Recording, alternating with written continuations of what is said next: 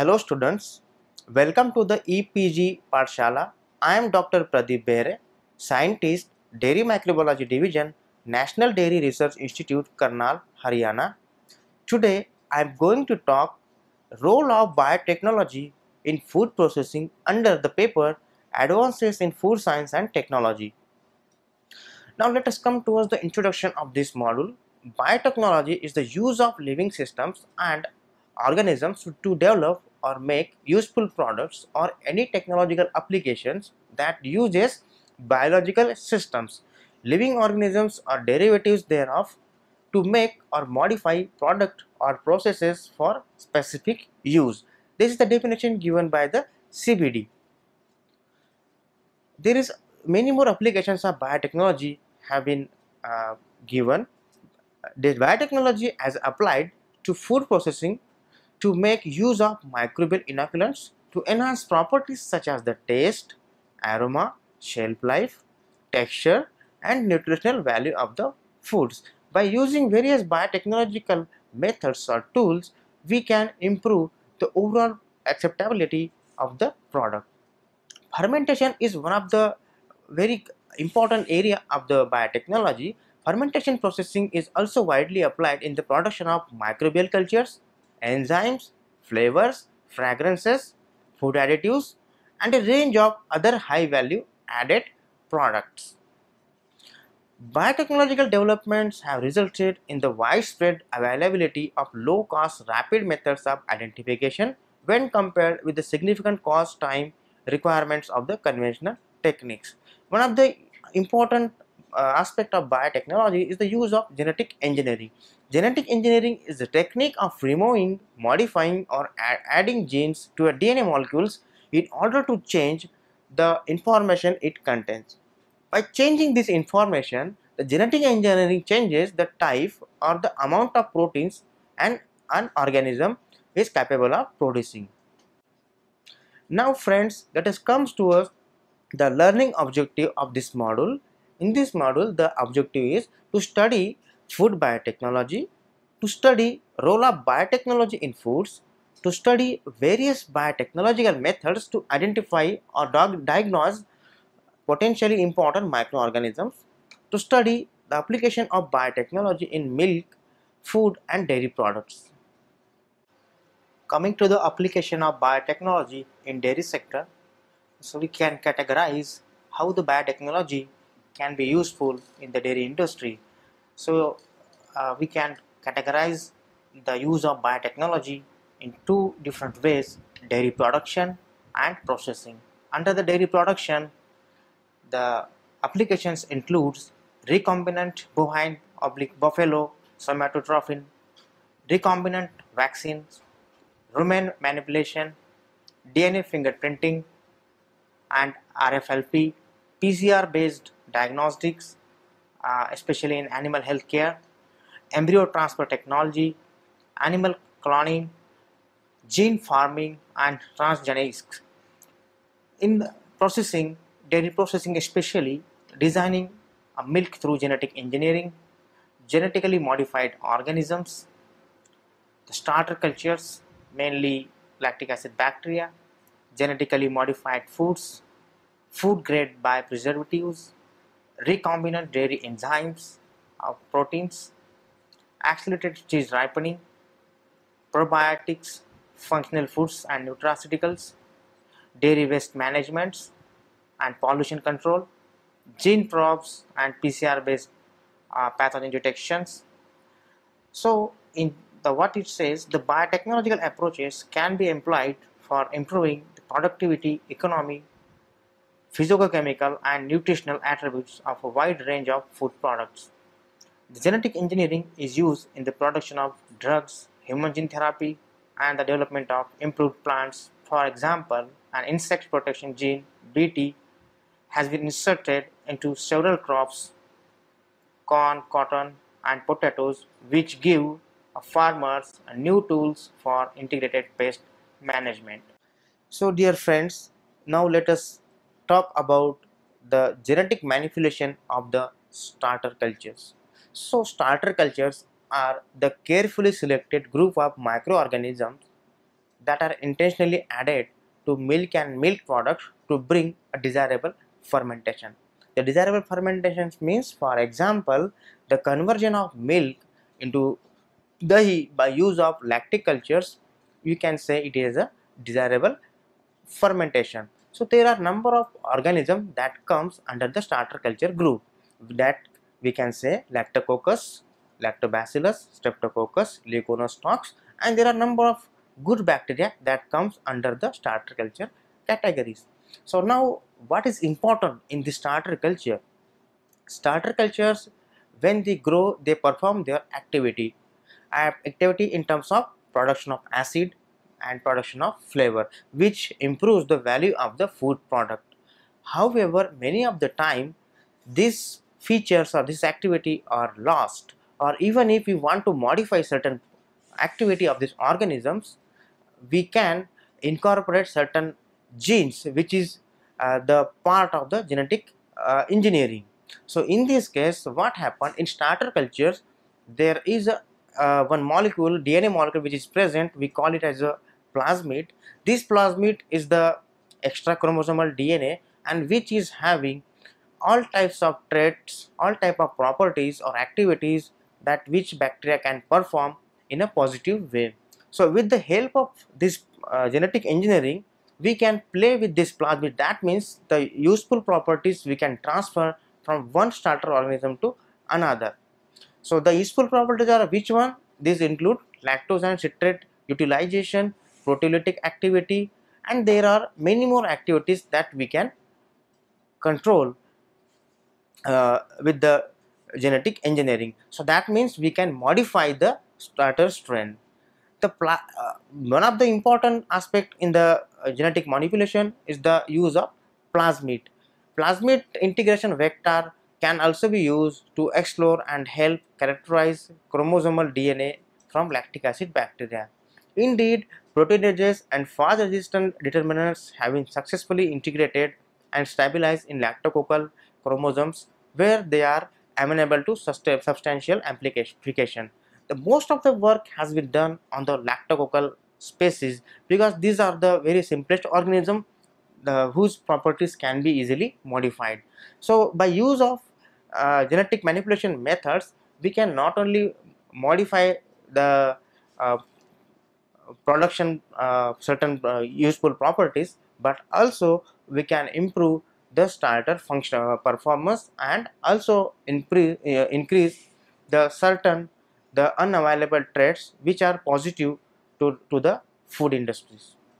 In food grade biopreservatives, the which is one of the potential area of biotechnology, that is the use of biologically produced molecules, that is we call it as a biopreservatives. So there are certain organisms which can produce molecules which will be helpful to control various spoilage causing organisms. So we can categorize them into the various microbial inhibition, for example bacterial inhibition.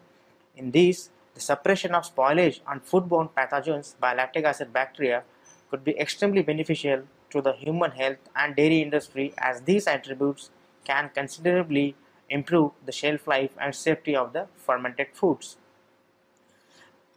In bacterial inhibition, bacteriocins appear to be the most promising candidate for exploring the preservative potential of these bacteria on a large scale. Much of the work being applied to bacteriocins as is often based on approaches and protocols originally developed for the analysis of niacin, which has already been given the GRAS status. Under the fungal inhibition, the mold contamination in dairy foods and feed is a serious problem in third world countries like India, where the tropical humid conditions and unhygienic environments are extremely favorable for the growth and proliferation of these types of organisms.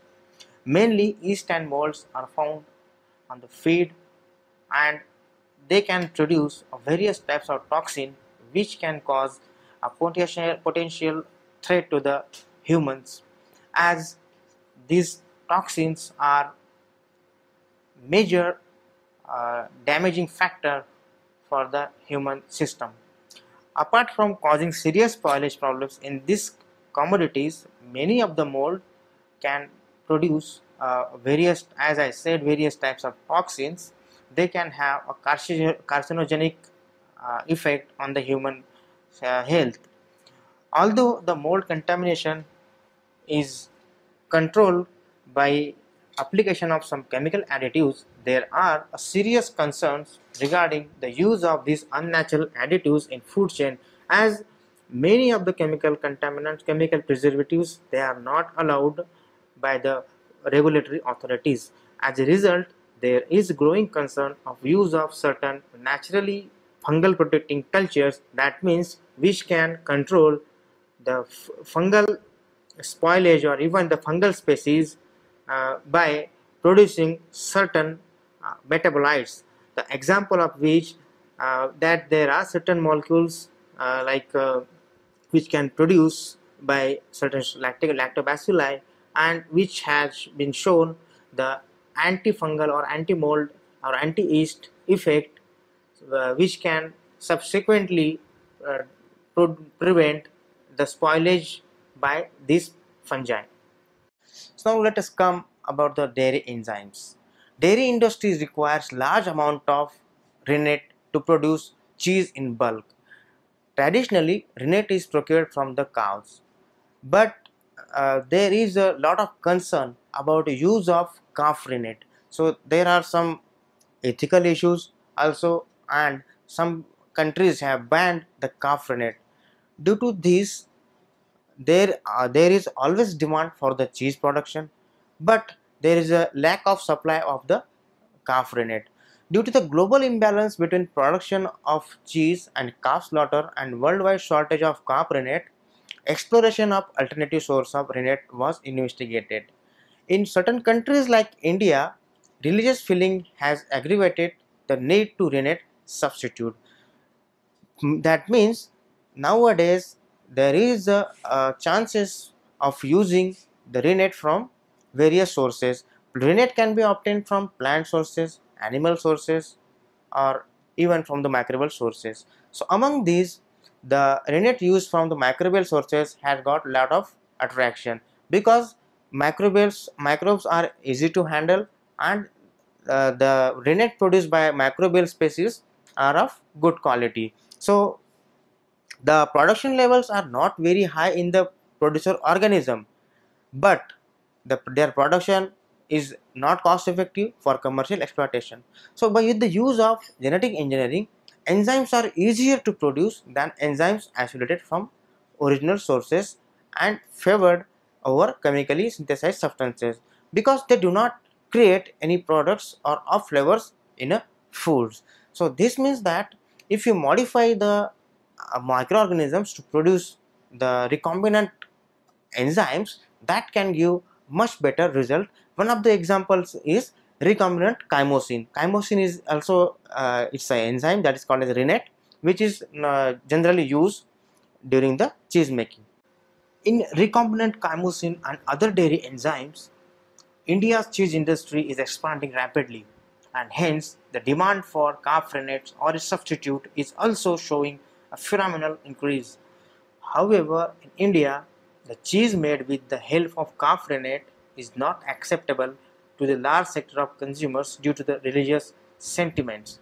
Many of the people do not want the rennet, which is obtained from the calf after slaughtering the calf, which may create the ethical issues, which may raise the ethical issues.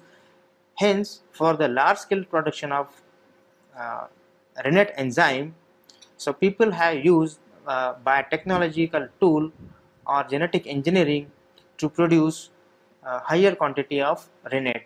So by cloning the genes of interest from buffalo cows in E. coli and other hosts, it is now possible to produce recombinant buffalo chymosin for commercial use in cheese industry. As we know that for preparation of cheese, rennet is a very essential enzyme, because for coagulation of milk, certain enzymes are essential, and rennet are the acid proteinases which act on the protein molecule, especially on the kappa casein, which leads ultimately leads to the formation of firm coagulum.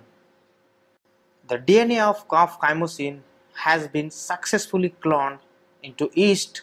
The species Chloromyces lactis. Bacteria includes E. coli and molds Aspergillus niger.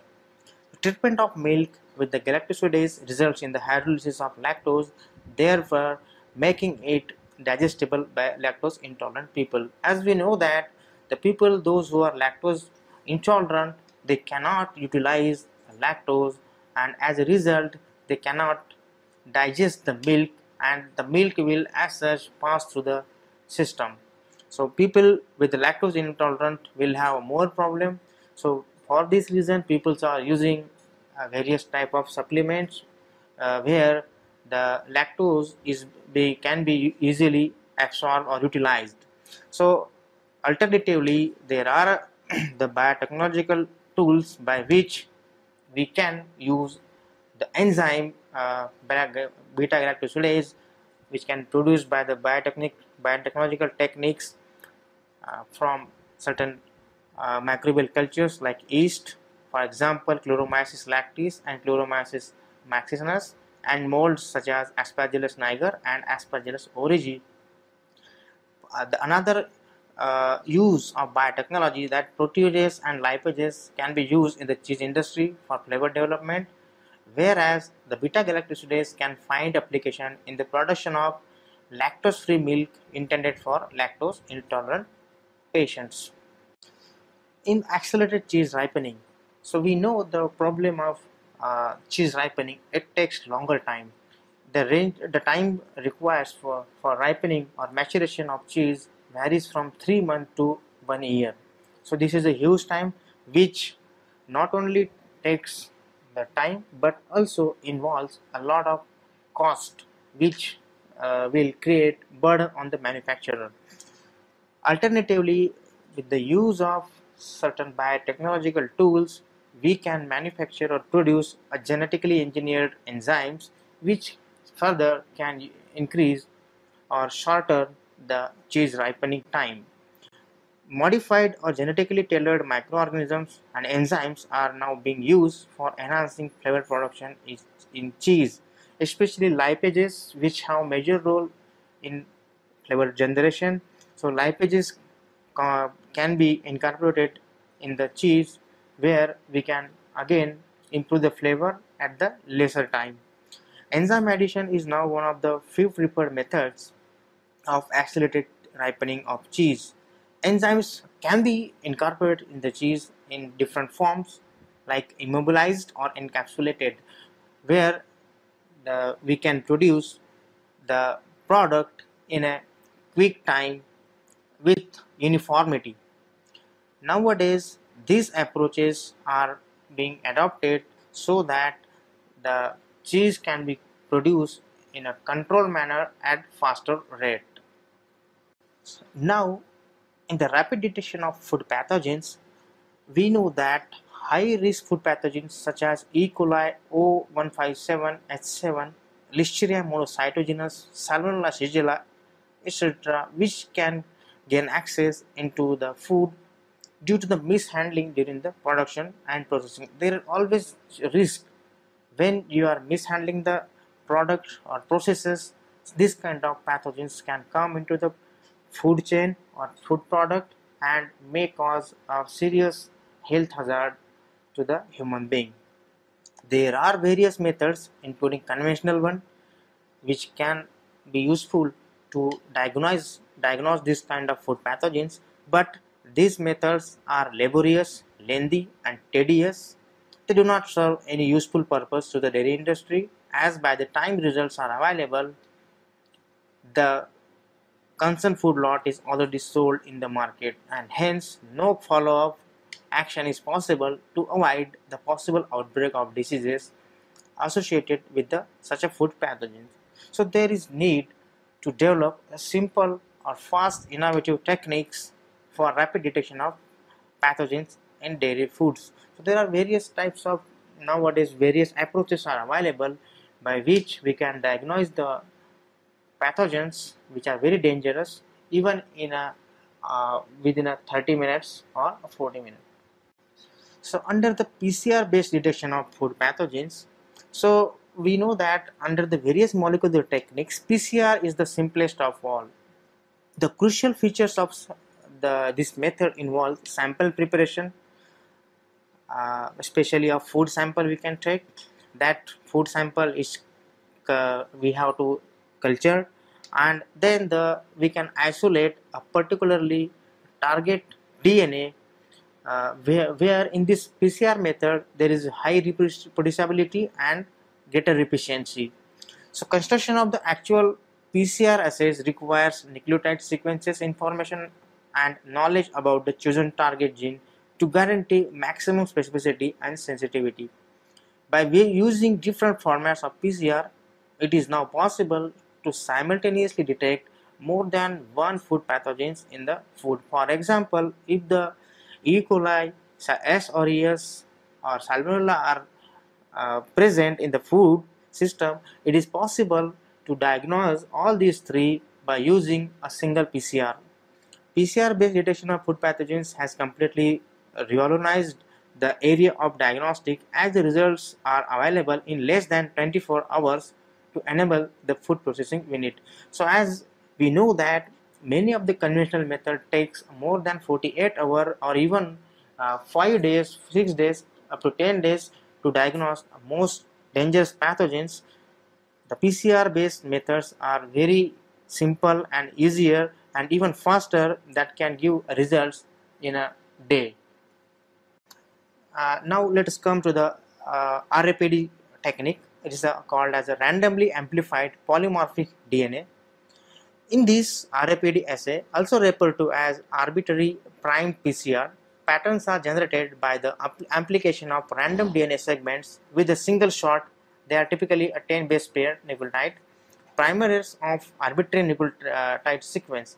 The primers is not targeted to amplify any specific bacterial sequences and will hybridize under low stringency conditions at multiple random chromosome locations and initiate DNA synthesis. After the separation of the amplified DNA fragments by agarogel electrophoresis, a pattern of bands results, which is a characteristic of the particular bacterial strain. The advantages of these methods are which require a very less time and provides a good discrimination, so we can differentiate even a closely related species of strains, and it can be useful to identify a large number of strains. Under the species-specific PCR, as the name indicates, this type of PCR reaction makes use of species-specific primers in for differentiation of different species. Primer sequences usually chosen from highly conserved 16S rRNA and 23S rRNA or 16S 23S intergenic spacer regions. The advantages of this generic region is that all these are a part of highly conserved RNA operon which has remained well conserved during evaluation and is common to all eubacteria. Moreover, these also contain highly variable regions unique to each particular species.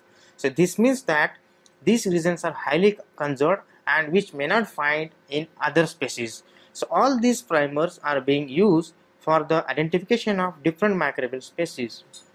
Although this is a highly specific technique for species level differentiation, but strain typing is not possible through this methodology. Only we can identify the species, but we cannot go up to the typing level. That means each nucleotide level we cannot understand. However, a straight sequencing of these amplified 16S or 23S intergenic spacer regions in different isolates can easily differentiate even very much closely or even similar strains and is readily becoming popular among the researchers. So in the next, our methods, which is also called ARDRA, amplification and restriction analysis of 16S rRNA gene. Among the other 16S rRNA based techniques, ADRA combines both PCR and restriction analysis and hence is a powerful technique and is capable of differentiating the species as well as strains. Under this method, the restriction endonucleases are used, which are the specific enzyme which can cut the DNA molecules at the specific region. So in this, as we have told, the PCR and restriction analysis PCR method which are combined, which will give a better result. However, since it also has limitations of tedious handling steps, it cannot be applied for large number of sample simultaneously. Coming to the genetically engineered milk or the humanization of bovine milk, as we know that the breast milk is nature's perfect food for human infants, providing them all aspects of nutrition and protection against the infection. We have heard a lot of time that the mother's milk is the best for the baby. If you try to utilize, use or give any milk to the babies, the baby cannot adapt or it cannot digest that milk because of the differences in their composition of the milk. There are various attempts have been made to improvise the bovine milk which can be given to the small babies or infants. So number of infant formulas have been manufactured and tried. These formulations can contain major compositional changes, especially proteins. As we know that the mother's milk is very less in protein.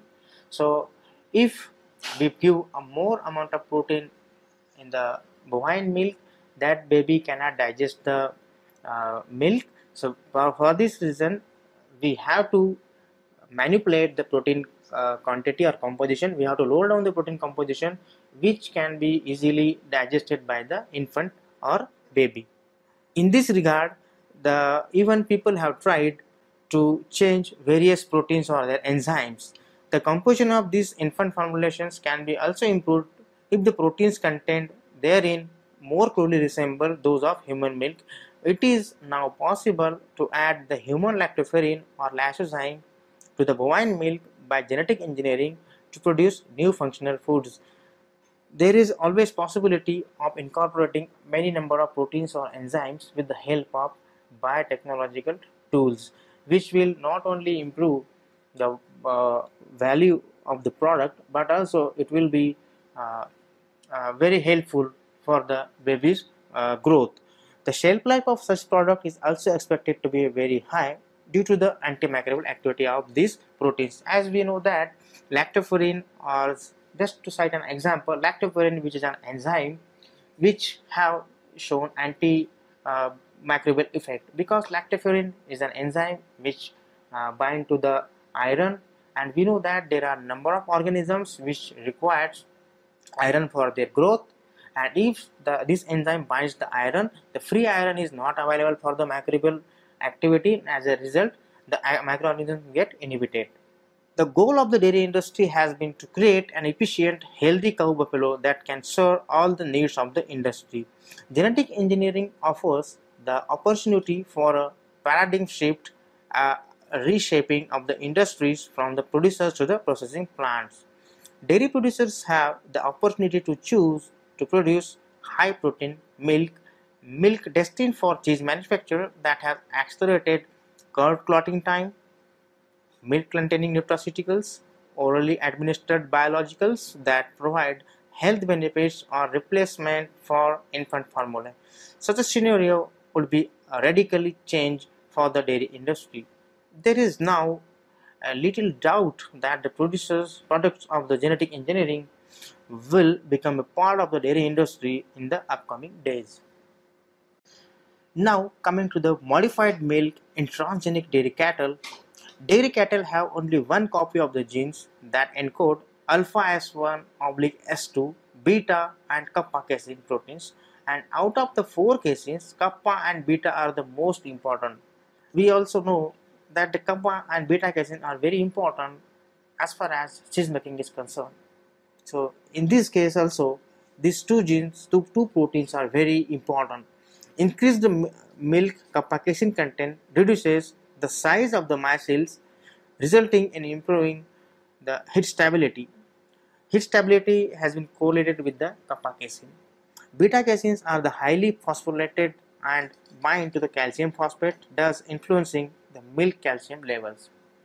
Research on modification of the milk composition to improve nutritional or functional properties has been mostly done in the transgenic mice. The transgenic cells become the donor cells in the process of nuclear transfer, generating 9 fully healthy and functional cows. There has been research that the improvised, or we can say the transgenic animals have been produced with the very good results. Overexpression of uh, CSN2 and CSN2/3 in the transgenic cows, that means cow caseins, resulted in an 8 to 20% increase in beta casein and 100% increase in kappa casein levels. And now the next topic is the elimination of carcinogenic compounds from the food. There is a very good example of brewer's yeast, that is Saccharomyces cerevisiae, is one of the most important and widely used microorganisms in the food industry. Especially these Saccharomyces cerevisiae are used during the manufacture of wine, beers, and other beverages. The recombinant DNA technologies has made possible to introduce a new properties into the yeast as well as to eliminate undesirable byproducts. One of the undesirable byproducts formed during the yeast fermentation of foods and beverages is the ethyl carbamate or urethane, which is a potential carcinogenic substance which can cause cancer in the susceptible humans. Ethyl carbamate is synthesized by the spontaneous reaction between ethanol and urea, which is produced from the degradation of arginine found in large amount in grapes. Yeast used in wine fermentation possesses the enzyme arginase that catalyzes degradation of arginine. If these enzymes can be blocked, arginine will no longer be degraded into urea, which in turn will not react with the ethanol to form ethyl carbamate. So now coming to the most catching area, that is the catching area of biotechnology, is the use of proteomics. In the application, the next topic is the application of proteomics in the food and dairy sector. Proteomics technology is routinely used, and the terms industrial process proteomics and industrial proteomics are now frequently used.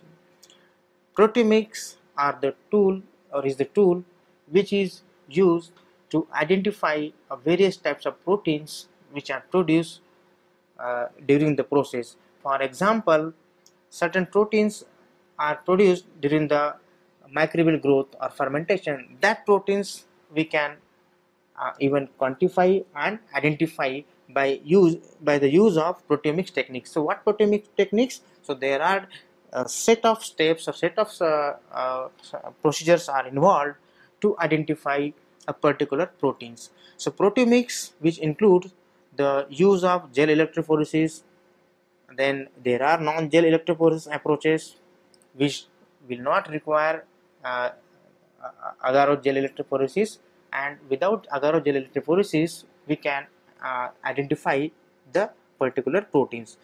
These techniques offers a powerful new way to characterize the protein component of the foods. Proteomic techniques offers a way to investigate differences in the protein composition of different tissues within a specific animal or vegetable food type, as well as between different varieties of it. So we know that milk contains complex proteins that undergo several qualitative and quantitative changes during the processing and storage.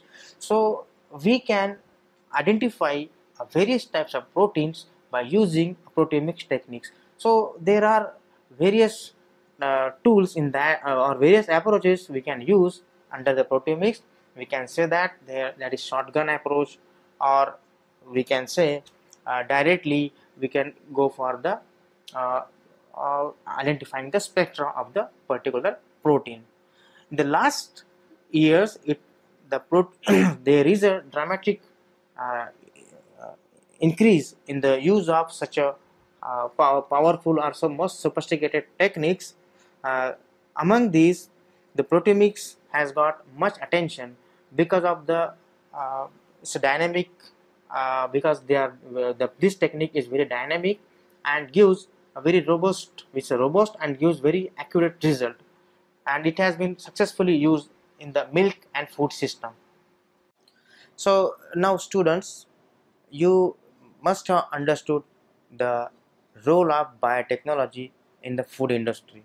Now let us come towards the summary of this module. Biotechnology as applied to food processing to make use of microbial inoculants to enhance properties such as the taste, aroma, shelf life, texture, and nutritional value of the foods. Biotechnological approaches can be employed for improving productivity, economy, physicochemical, and nutritional attributes of a wide range of food products. As we have seen already, this can be used in many dairy products and other food beverages. Biotechnology based methods can provide accurate results within a relatively short time frame. As compared to conventional methods, biotechnological methods are more reliable and gives results in very short time. Biotechnological developments have resulted in the widespread availability of low-cost rapid methods of identification when compared with the significant cost time requirements of the conventional techniques. Thank you.